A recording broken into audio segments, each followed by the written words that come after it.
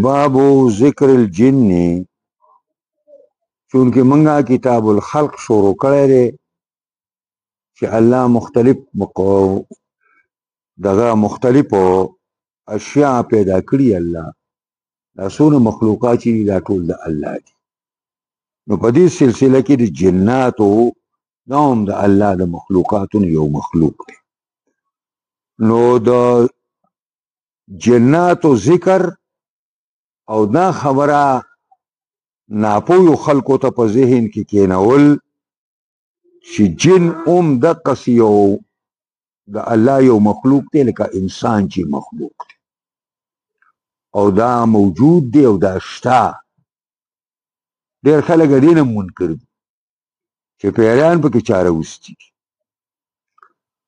او وثوابهم د هغې بدلې که هغې وفاداري نو د هغې بدلې او عقابهم که هغې د الله او رسول مخالفت کوي نو هغې له عذاب. لقوله تعالی او دلیل پیدا کول د الله دی په قرآن کې یا معاشر الجن والانس ای ډلې د پیریانو او انسانانو الم یأتکم رسل منکم آیا ندی راغلي تاسو ته رسولان ستاسو نه راغلي دي یقصون علیکم آیاتی چې لوستل به په تاسو باندې آیاتونه زما الآیته د آیات اخره پوری وایا او دا آیاتونه چې وې نو بخسن ټکی پکې راغلی دی. نو د بخسن معنا ده نقصان. وقال مجاهد وجعلوا بينه وبين الجنة نسبا. تفسیر کوي امام مجاهد امام التفسیر شاگرد عبدالله بن عباس ګرځي مشرکان په منځ د الله او په منځ د پیریانو کې نسبداري. دوی وایي قالا کفار قریش الملائکة بنات الله فرشتي د الله لونه دي. فرشتي د الله لونه دي.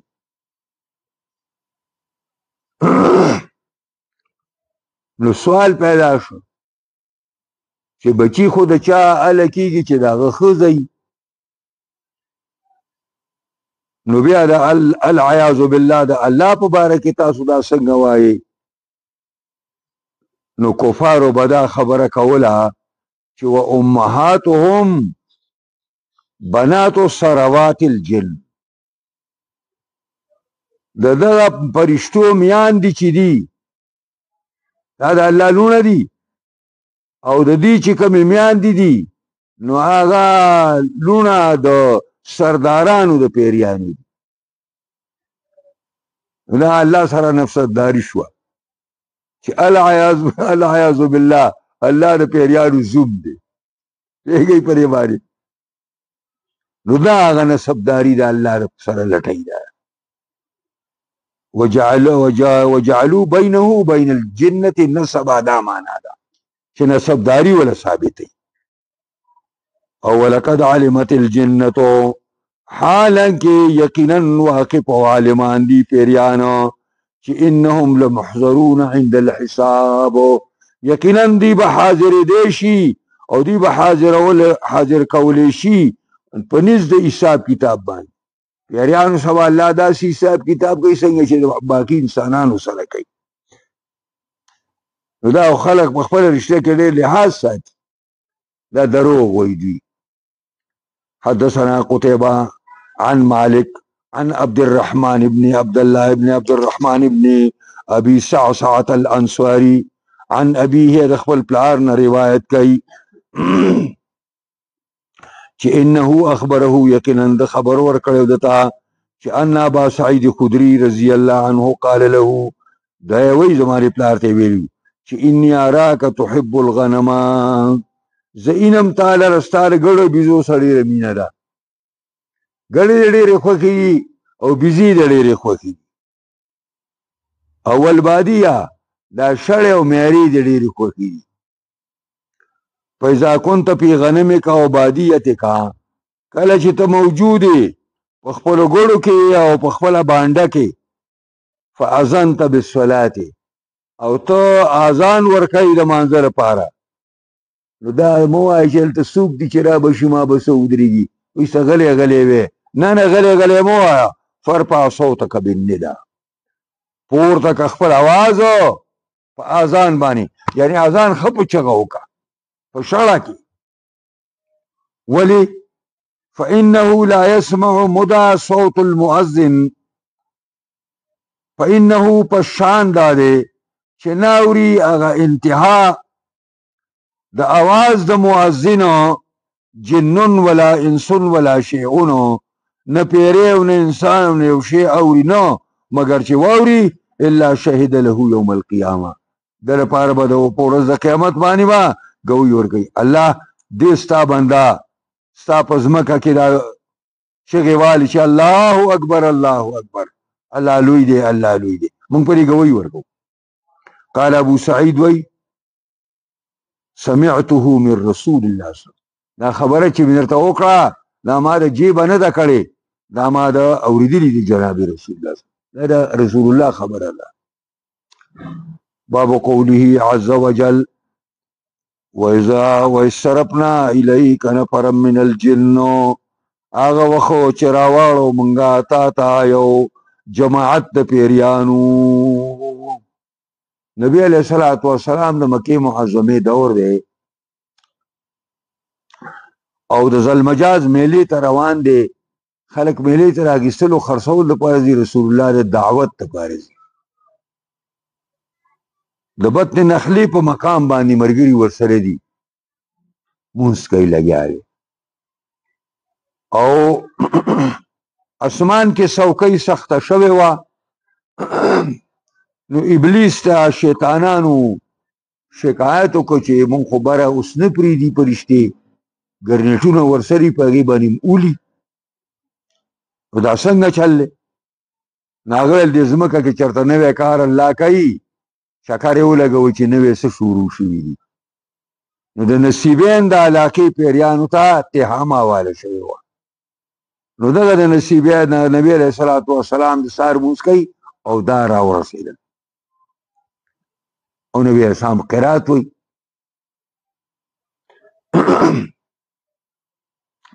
نو دا ټوله واقعه ذکر دا په دې ځای پورې بلاړ شي فی ضلال مبین.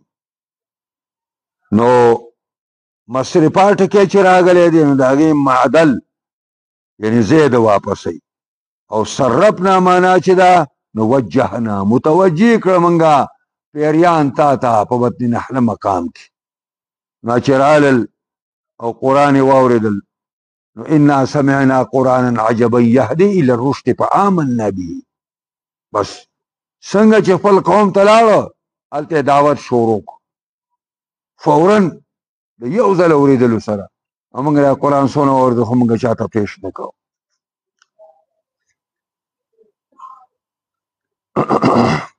دا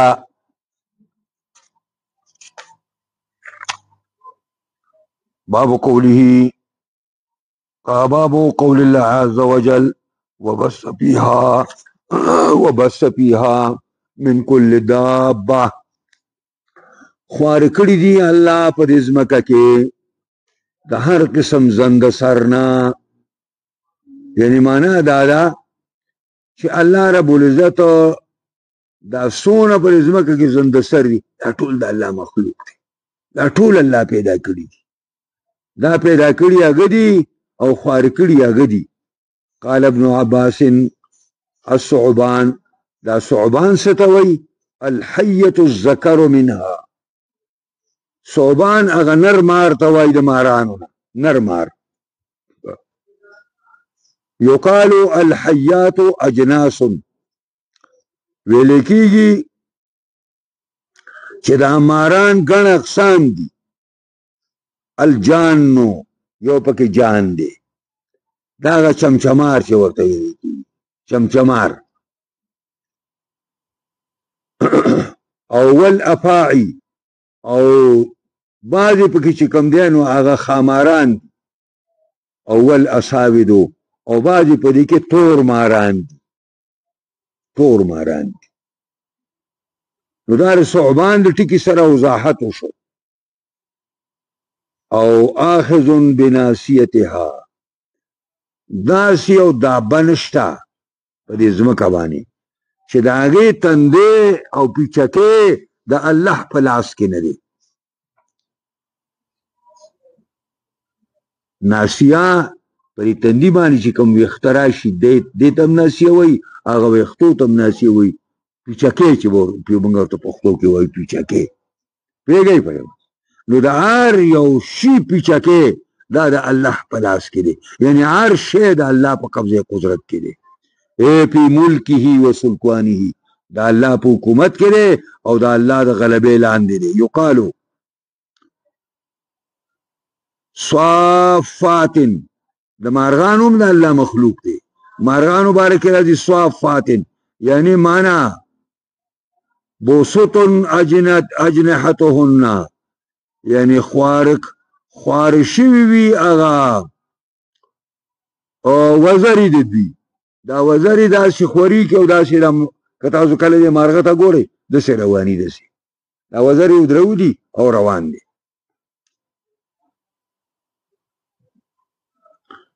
او ويقبضن او کله کله دا وزرې وهي یضربن باجنحتهن دا وزرې داسې داسې کوي داسې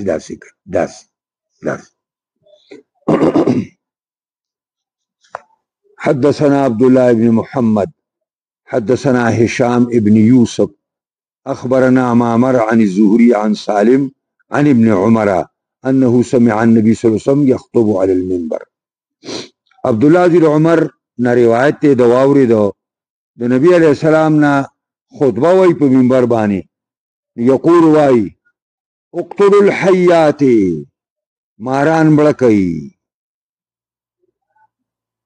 اقتلوا زتو توفیاتینی او خاص کر اغا ماران چې پر سترګو باندې بره دو چاپونه دوی سترګې دوی په سترګو بره چاپونه دا چې ګوره پرېږدئ ولابتر او دا لنډۍ پکې یو بل مار دی دا لنډۍ به نه پرېږدئ ځکه دا دواړه ماران داسې خطرناک دي چې فإنهما یطمسان البصر د دې سترګې چې د چا سترګو سره برابر شي سترګو نه د اثر یې ړوند شي داسې خطرناک اثر دی د پرې سترګو کې او ویسقطان الحبل او که حامله ښځې ته وګوري د هغې حمل به ضایع شي رو به غورځي نو دا خو خامخا وجه دی قال عبد الله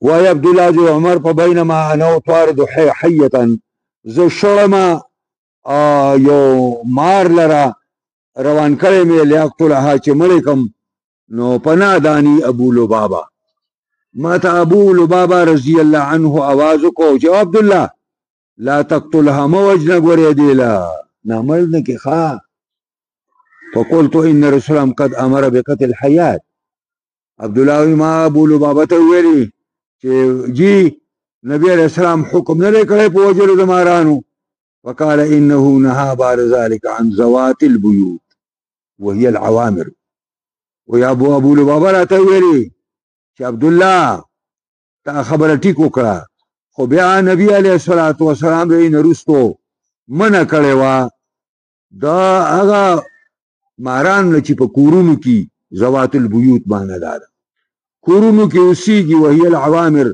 دا د کورونو آبادون کې دي کورونو آبادون کې دي عوامر دي نو دې ته بس نه وایي او وقال عبد الرزاق عن معمر فرآني ابو لبابا او زيد بن الخطاب ويولد المال ابو لبابا يا زيد بن الخطاب زولد نداء وحديث كذا وتابعه يونس وابن عيينة او تابداري کړي د معمر پر استور دي حديث باندې د يونس او د ابن عيينة او د اسحاق كلبي او د زبيدي وقال صالح وابن ابي حفصه، وای صالح او زوی د ابي حفصه، وابن مجمع او زوی د مجمع د چانه په حواله وی عن الزهري عن سالم عن عبد الله فرعاني ابو لبابه، وی مال ابو لبابه ولیدو، او وزید ابن الخطاب او ولید مال رزیزوی د خطاب. دا مانس دا حدیث کی او بل سند باندې ذکر شوی او داسې دوی بار ذکر کو. بابو خیر مال المسلم غنم يتبع بها شعف الجبال. وی داسې یو ټیم براشي چې بهترین مال د مسلمان با ګړی او بيزي، بهترین مال د مسلمان با ګړی او بيزي، يتبع بها چې ورپسې کوي دا ګړی بيزي، شعف الجبال سوکی د او سرونه د غرونو، غرونو سرون ته بوزي، اول ته د الله عبادت کوي او داږي پیر ول لوشي خوري او خپل ګړی ساتي. دا هر وخت نشي تکولی، دا چې کله امت فاسد شي او امر بالمعروف او نهي عن المنکر اثر نه کوي، نو بیا به ته دوه خپل کې او دوه پردی کې او زیبا یې بیا دا معاشره به پرېږدي بار ته به دوزي اصل چې تم پکې لاوشي. حدثنا اسماعيل حدثنا مالك عن عبد الرحمن بن عبد الله بن عبد الرحمن بن ابي صعصع عن ابيه عن ابي سعيد الخدري قال قال رسول الله صلى الله عليه وسلم يوشك قريبا ان يكون خير مال المسلم غنم، چې شیبا بهترین مال د مسلمان ګړي بيزي، يتبع بها شعب الجبال چې ورپسې کوي و پرې ګړي بيزو هغه سوکي د غرونو و مواقع القطر او زین البارانونو، يفر بدينه من الفتن، د بتیخ تکړي د خپل دین سره د فتنونه، د خپل دین به محفوظ کوي چې اسنه ز ګمراه نشم. حدثنا عبد الله بن يوسف اخبرنا مالك عن ابي الزناد عن الاعرج عن ابي هريره عن رسول الله صلى الله عليه وسلم قال راس الكفر نحو المشرق، سر د کفر چې دی دا د مشرق طرف ته دی. دا د موجوده ریاسه دي ته اشاره ده، نجد چې ورته وي. او والفخر والخيلاء او ځان ته خوخي، او الخيلاء تکبر، دا في اهل الخيل والابل، دا فاسنو والو کې دي او په اوخانو والو کې دي. والفدادين، دا د دې اهل الابل ترجمه ده، والفدادين دارنګ فدادین او دلته من دی دا دو د من په زیرا من الوبری، هغه فدادین چې هغه د اوخانو د دې لکۍ سره را رواني او د لکۍ ورتاوي او تیزی، اهل الوبر یعنی خاوندان د وبر، وبر چې کوم دی نو دغه وړی ته ویل کېږي، د اوخانو دی وړی ته. او السکینه فی اهل الغنم، چین او آرام او تواضع دا په ګړو بيزو والا کې ده. اوخانو او پاستونو کې دا شتغره چې دغه کم سړی ساتي هم دغه شي. حدثنا عبد الله بن يوسف اخبرنا مالك عن خدامي ویلي مخکره. حدثنا مسدد قال حدثنا يحيى عن اسماعيل حدثني قيس عن عقبة بن عامر وابي مسعود قال اشار الرسول صلى الله عليه وسلم بيده نحو اليمن، نبي عليه السلام يمن تا فخبل الله مبارك يمن تا اشاره وکړه، دا يمن. فقال وی فرمال الايمان يمان، ایمان خو یما د یمن والو ایمان دی، ایمان خو د یمن والو ایمان دی، دا سم ایماندار دی. دا اوس یې دلته لږ پاتې شوي که نه، یقینا دا حدیث صدق صادق دی، سم مؤمنان دي. دلته وایي یا شیعهګان دي، لرې ستا خدای دې شي څخه غر کا، چېرته سم مؤمن دی تا په الزام به لګیا ته په هغه باندې.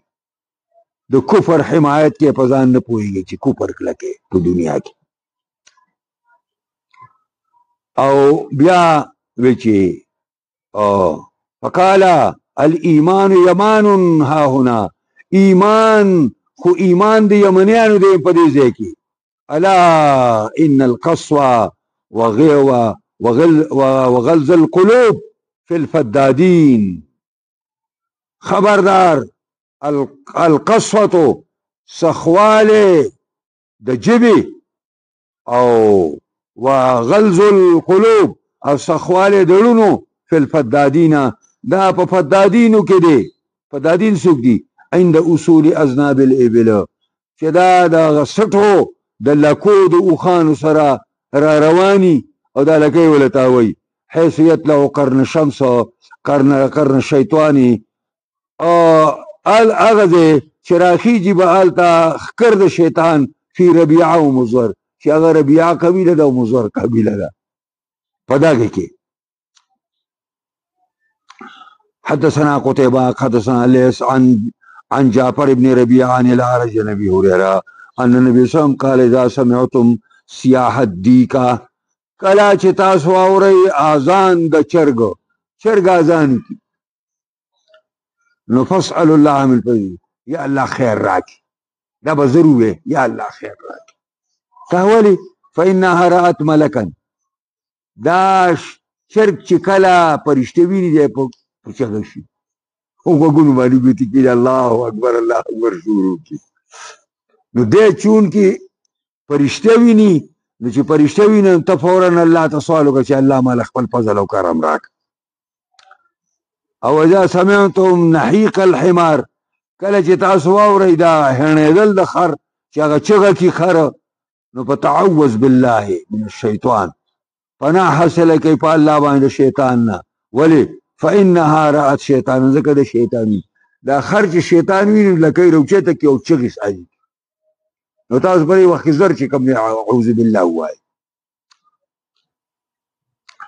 حدثنا قتيبة حدثنا الليث عن جعفر بن ربيعة عن الأعرج واي حدثنا إسحاق أخبرنا روح ابن جريج أخبرني عطاء سمع جابر بن عبد الله قال قال رسول الله صلى الله عليه وسلم إذا كان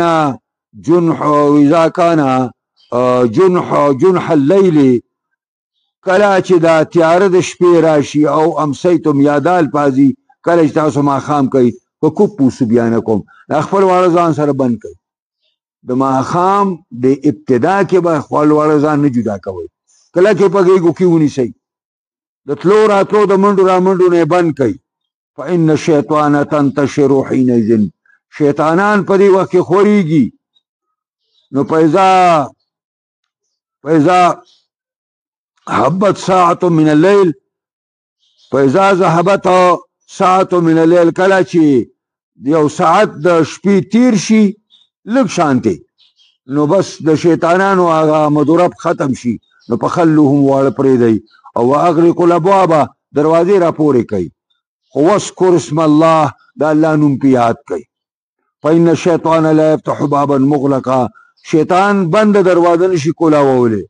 قال واخبرني عمرو بن دينار انه سمع جابر بن عبد الله نحو ما اخبرني عطاء ولم يذكر اسم الله. هغه په خپل روایت کې دا لم دا نه دی ذکر کړي اذكر اسم الله په دا نه دی ذکر کړي. زما خیال حدثنا موسى بن اسماعيل نو به سبق ان شاء الله.